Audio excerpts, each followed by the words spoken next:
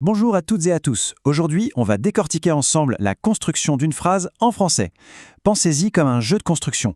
Chaque mot est une brique, et pour bâtir une phrase qui soit non seulement solide mais aussi élégante, il faut savoir exactement où poser chaque brique. C'est parti pour un petit tour sur le chantier du langage. C'est la grande question, n'est-ce pas? Une phrase, ce n'est pas juste une suite de mots mis au hasard, non. C'est une structure super organisée avec une vraie logique interne. Et pour bien maîtriser la langue, la première étape, c'est de comprendre ses plans, son architecture. Et voici justement notre plan de construction. On va commencer par les fondations, le cœur de la phrase avec le groupe nominal, puis on installera le moteur, le verbe, ensuite on assemblera le tout avec les connecteurs, et enfin on passera aux finitions avec les adverbes et les pronoms. Allez, on commence par le commencement. Toute bonne construction démarre avec des fondations solides. En grammaire française, ces fondations, c'est ce qu'on appelle le groupe nominal. C'est vraiment le socle sur lequel tout le reste va venir se poser. Et la brique centrale de ces fondations, c'est le nom. Le nom, c'est simple, c'est le mot qui désigne ce dont on parle, un objet, une personne ou même une idée abstraite comme la joie. C'est le point d'ancrage de la phrase, la pièce maîtresse en quelque sorte. Mais attention, un nom est rarement tout seul. Il a presque toujours besoin de son acolyte indispensable, le déterminant. C'est ce petit mot qui vient juste avant et qui nous donne des infos cruciales comme le genre ou le nombre. Grâce à lui, on sait précisément de qui ou de quoi il est question. Bon, maintenant qu'on a notre base, le nom et son déterminant, on va pouvoir commencer à décorer. Et pour ça, on a l'adjectif. L'adjectif, c'est un peu la peinture, le papier peint de notre construction. Il vient apporter des détails, de la couleur, de la précision. Et là, il faut être vigilant, parce qu'en français, la place de cet adjectif peut tout changer. Quand il est collé directement au nom, comme dans « le gentil monsieur », on dit qu'il est épithète. Mais s'il est séparé du nom par un verbe, comme « être » par exemple dans « le monsieur est gentil », eh bien là, il change de statut et devient attribut. C'est une distinction super importante pour la logique de la phrase. Et pour encore plus de style, il y a une troisième possibilité. L'adjectif peut être séparé du nom par une simple virgule. On l'appelle alors épithète détachée. Regardez l'exemple. Apeuré, le chien aboie. Ici, l'adjectif apeuré est mis en avant, ça donne plus d'impact à la phrase. Donc, si on récapitule, quand on assemble le déterminant, le nom et les adjectifs qui vont avec, on obtient un bloc complet, une unité de sens qu'on appelle le groupe nominal. Voilà, notre fondation est prête.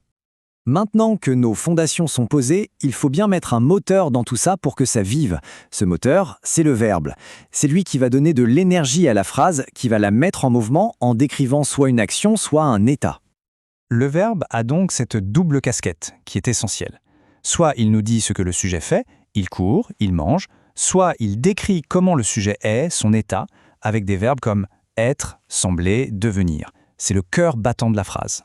On a donc deux grandes familles. D'un côté, les verbes d'action, qui sont pleins de dynamisme, et de l'autre, les verbes d'état, qui sont plus descriptifs.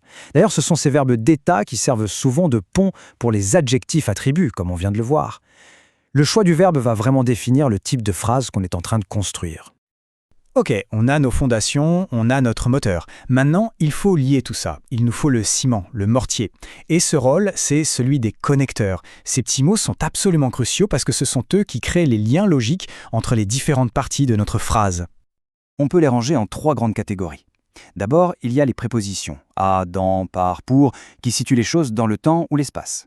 Ensuite, les conjonctions de coordination « mais »,« ou »,« et », donc, qui connectent deux éléments de même niveau. Et enfin, les conjonctions de subordination, parce que, si, lorsque, qui créent un rapport de dépendance, un peu comme un mur qui s'appuie sur un autre. Notre structure est en place, ça y est, il ne reste plus que les finitions. Ce sont les petites touches finales qui vont rendre la phrase plus précise, plus fluide, plus agréable à lire ou à entendre. Et pour ça, on a deux outils géniaux, les adverbes et les pronoms. L'adverbe, c'est un peu le mot à tout faire de la phrase. Il est super pratique parce qu'il est invariable. Sa forme ne change jamais.